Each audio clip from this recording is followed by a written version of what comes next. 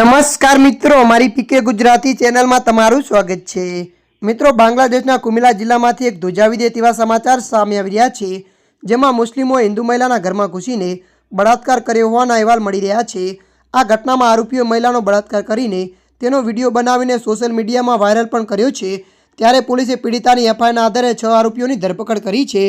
માહિતી અનુસાર બળાત્કારનો આરોપી ફજોર એક સ્થાનિક ડ્રગ ડીલર છે। તે પોતાના બાંગ્લાદેશ નેશનલિસ્ટ પાર્ટીનો સભ્ય કહે છે।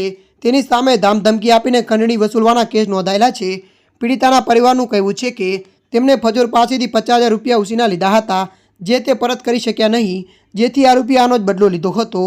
પોલીસના જણાવ્યા મુજબ ફજોર કુમિલાથી ભાગી ગયો હતો। તેની ઢાકાથી ધરપકડ કરવામાં આવી હતી। આ કેસમાં ફિજોના નાના ભાઈ શાહપોરા સહિત 5 અન્ય લોકોની પણ ધરપકડ કરવામાં આવી છે।